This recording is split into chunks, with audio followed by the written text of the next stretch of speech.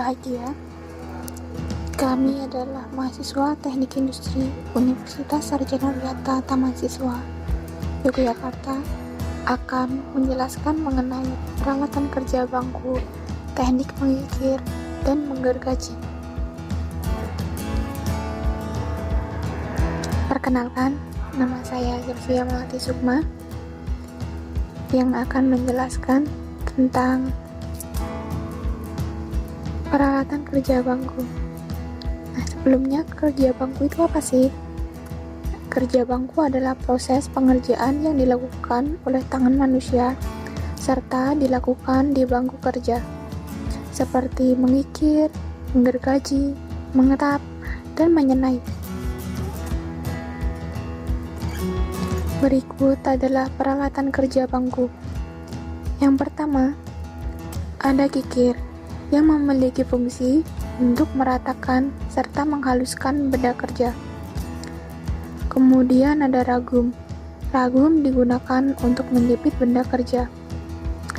Selanjutnya, ada jangka sorong yang digunakan untuk mengukur benda kerja. Lalu ada gergaji besi. Untuk fungsinya adalah untuk memotong benda kerja. Kemudian ada tap yang memiliki fungsi untuk membuat ulir dalam, contohnya seperti mur. Dan juga yang terakhir ada snake yang memiliki fungsi untuk membuat ulir luar, contohnya adalah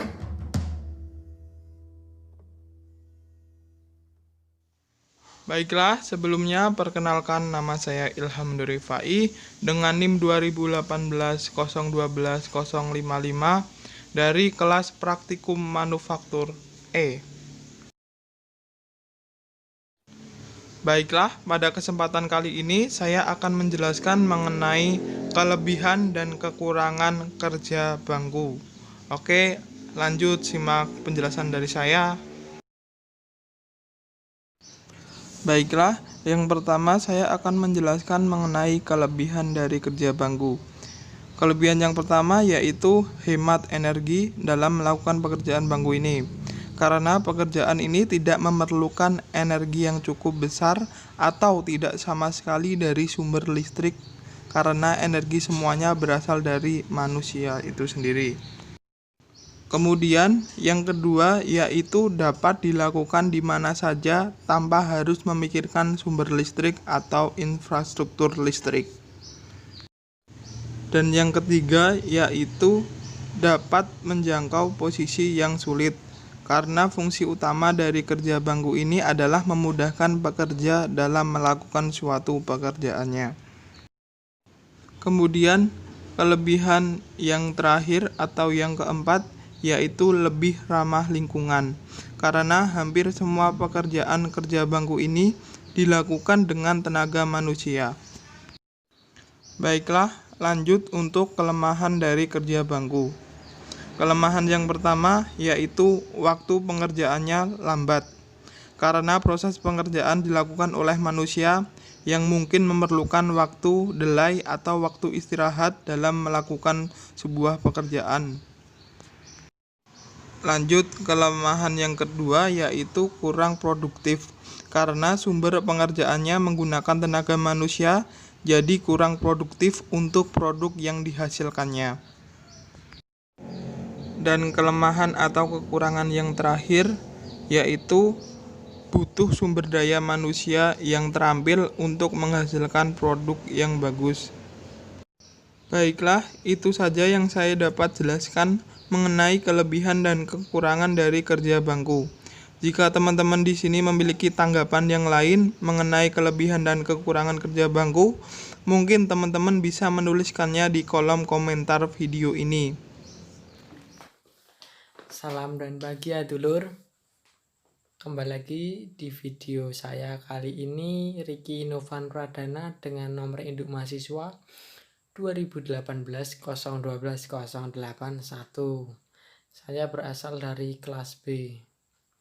Di sini dalam video ini saya akan menjelaskan langkah sebelum kita mengikir ya teman-teman, atau semacam pemanasan lah sebelum kita mengikir. Yang pertama adalah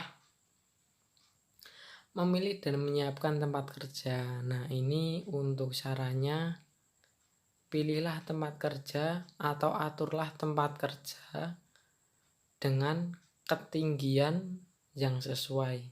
Benda kerja dengan ketinggian yang sesuai dengan ketinggian kita. Supaya apa? Supaya saat kita mengikir itu dapat terjadi secara efektif dan lebih efisien, dan juga kita lebih nyaman. Yang kedua adalah melemaskan sendi-sendi tangan. Ulangi pergerakan seperti saat kita mengikir yang jelas, dan tentu tujuannya adalah untuk pemanasan. Yang ketiga adalah melakukan gerakan utama atau dasar sebanyak mungkin, hampir sama seperti tadi.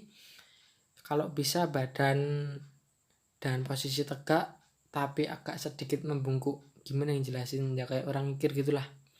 Terus kaki kanan tetap tegak, dan sebisa mungkin benda kerja berada di sebelah kiri kita atau kita di sebelah kanan benda kerja. Yang keempat adalah proses penjepitan di ragum. Nah, ragum ini alat untuk membantu menjepit ya sedulur. Kencangkan benda kerja kita dalam ragum yang kencang. Jangan sampai waktu kita mengikir terjadi kesalahan-kesalahan akibat kurang kencangnya dalam pemasangan di ragum atau pencekaman. Selanjutnya ada spesifikasi ragum, maksud saya dulur. Nah, ini untuk penggunaan ragum atau tanggem atau cekam, saya memiliki tips atau larangan atau apa, lah terserah disebut apa. Jadi jangan pernah mengencangkan ragum dengan bantuan pukulan. Nah, kan biasanya biar kencang jadi dipukul. Nah, itu nggak boleh. Itu nanti akan memperpendek umur si ragum atau cekam atau tanggem. Yang terakhir adalah pemegangan kikir. Untuk kikir sendiri, usahakan menggunakan kikir yang memiliki pegangan atau Nah, itulah pegangan atau genggaman. Supaya apa? Supaya tangan kita saat melakukan proses pengikiran tidak terluka karena gesekan terus-menerus. Nah, sekian video dari saya mengenai langkah-langkah sebelum pengikiran atau pemanasan. Tetap utamakan keselamatan, safety, menggunakan alat pelindung diri yang tepat, dan jangan lupa selalu berdoa sebelum menjalankan segala aktivitas. Sekian dari saya, salam dulur. Salam dan bahagia. Perkenalkan saya Nikma Wahyu Nurdaningsih, NIM 2018-012-075, kelas praktikum Prosman E. Kali ini saya akan menjelaskan tentang langkah-langkah mengikir. Nah, apa aja sih langkah-langkah yang harus dilakukan ketika kita akan melakukan pengikiran? Simak terus ya. Oke, yang pertama, siapkan alat kikir, ragum, dan benda kerja yang akan dikikir. Kemudian yang kedua, jepit benda kerja dengan ragum dengan 3/4 bagian benda terjepit. Kemudian, lakukan pengikiran dengan arah usapan maju dengan tekanan penuh, dan pada saat usapan mundur, tekanan minimum. Ini berguna untuk memaksimalkan pengikiran dan memperpanjang umur kikir. Kemudian yang ketiga, pastikan posisi tubuh selama mengikir berada di sisi sebelah kiri ragum, dengan kaki tetap tidak berubah. Kaki harus terbentang dengan menyesuaikan panjang kikir. Dan gerakan pengikiran diikuti seluruh bagian tubuh, bukan tangannya saja yang bergerak. Nah, berikut adalah video tentang proses pengikiran.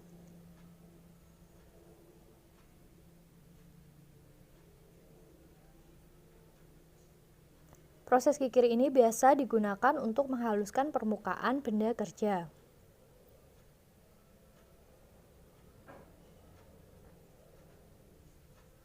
Oke, sekian penjelasan dari saya. Sekian, salam.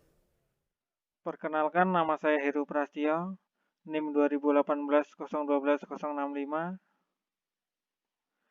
Di sini saya akan menjelaskan persiapan pada saat menggereji.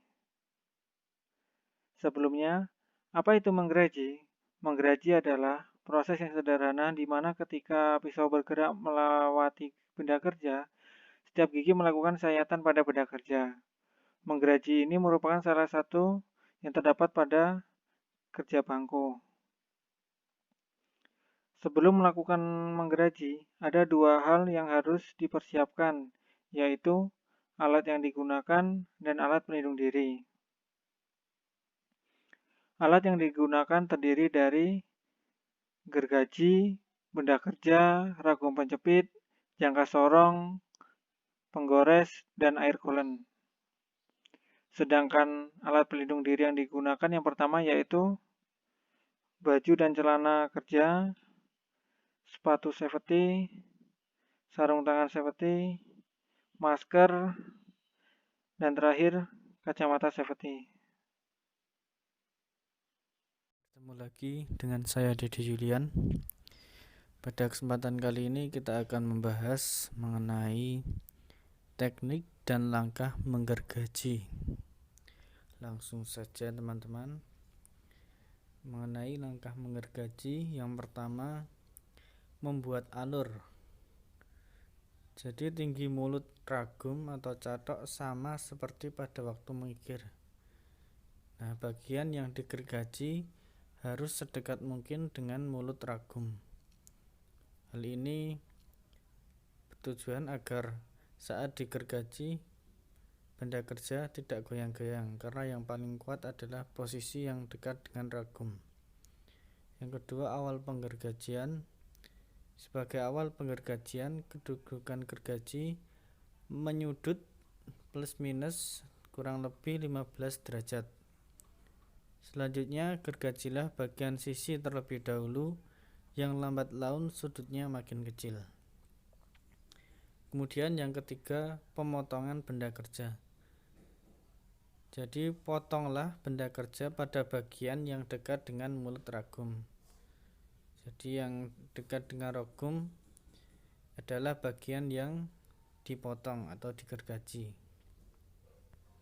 Selanjutnya mengenai teknik menggergaji, mulailah dari sisi depan dengan posisi gergajian menukik dengan kemiringan sedang. Jadi dimulai dari posisi depan dengan posisi yang menukik dan kemiringan yang sedang.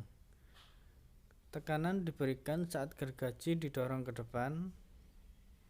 Tekanan dikurangi pada saat gergaji ditarik mundur. Hal ini dikarenakan saat didorong ke depan adalah di mana proses pemotongan, yang mata-mata gergaji akan mengikis benda kerja, sementara saat ditarik ke belakang tidak terlalu memotong. Kemudian bahan lebih besar. Bila bahan yang akan digergaji melebihi lebar sengkang gergaji, maka pemasangan daun gergaji harus diputar 90 derajat. Demikian teman-teman penjelasan dari kelompok kami. Ada kurang lebihnya kami mohon maaf. Jangan lupa like, share, dan juga subscribe. Dan apabila ada saran untuk kelompok kami, boleh teman-teman komentar di kolom komentar. Sekian, wassalamualaikum warahmatullahi wabarakatuh.